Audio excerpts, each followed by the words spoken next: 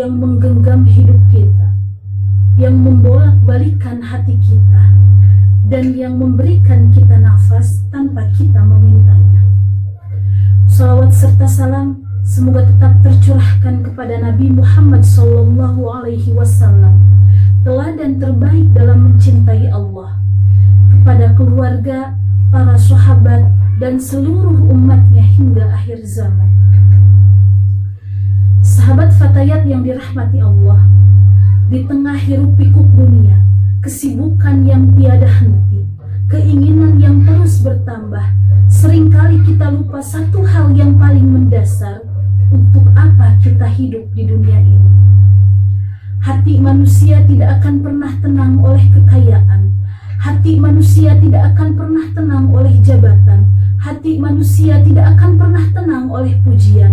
Tetapi hati manusia hanya akan tenang ketika ia dekat dengan penciptanya. Allah Subhanahu wa ta'ala berfirman dalam surat Al-Baqarah ayat 186.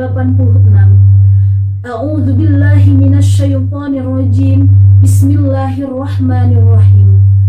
Wa idza sa'alaka 'ibadi 'anni fa inni qaribun. Al-ayah sadaqallah. Dan apabila hamba-hambaku bertanya kepadamu tentangku, maka sesungguhnya aku dekat.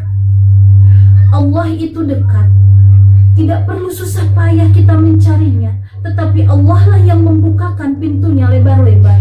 Namun seringkali kita sibuk menjauh darinya. Kedekatan dengan Allah bukanlah perjalanan kaki, tetapi perjalanan hati. Lantas bagaimana cara kita dekat dengan Allah? Langkah yang pertama, jagalah sholat. Sholat adalah titik temu antara langit dan bumi, antara hambanya yang lemah dengan Allah yang maha kuat. Ketika kita sujud, sejatinya kita sedang berada di dalam posisi paling rendah di hadapan manusia, tetapi paling dekat dengan Allah Subhanahu wa ta'ala. Sahabat Fatayat, langkah yang kedua, perbanyaklah zikir. Jangan sampai lisan kita kering dari menyebut namanya. Allah Subhanahu wa ta'ala berfirman, Bismillahirrahmanirrahim, Fadhkuruni adhkurkum. Maka ingatlah kepadaku, niscaya aku akan mengingat. Bayangkan, ketika kita menyebut nama Allah dengan penuh rasa cinta, maka Allah akan menyebut kita di hadapan para malaikat. Hati yang selalu berzikir tidak mudah rapuh oleh masalah.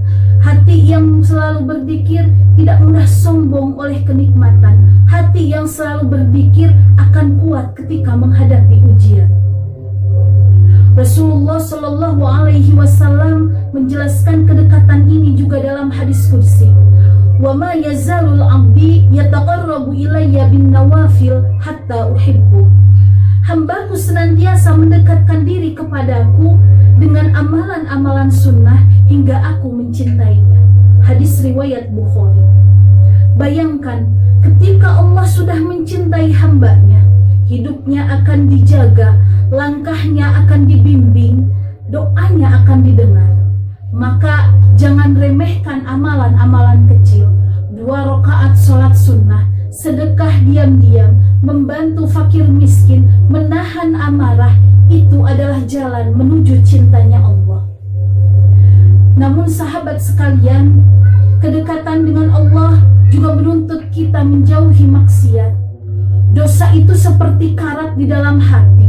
Semakin kita berbuat banyak dosa, semakin hati kita terasa gelap, sehingga sulit merasakan nikmatnya ibadah. Maka dari itu, perbanyaklah istighfar, perbanyaklah taubat. Tidak ada dosa yang lebih besar dari ampunan Allah selama ia mau kembali kepadanya. Orang yang dekat dengan Allah akan terlihat dari akhlaknya. Ia jujur dalam sikap, sabar dalam ujian, rendah hati dalam keberhasilan.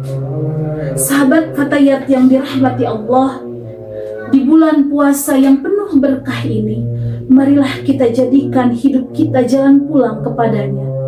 Jangan tunggu tua untuk taat, jangan tunggu lapang untuk beribadah, jangan tunggu sempurna untuk berubah. Mulailah dari hal kecil hari ini dengan hati yang tulus. Cukup sekian, semoga ada manfaatnya. Wallahul muwafiq ila aqwamit thoriq. Wassalamualaikum warahmatullahi wabarakatuh.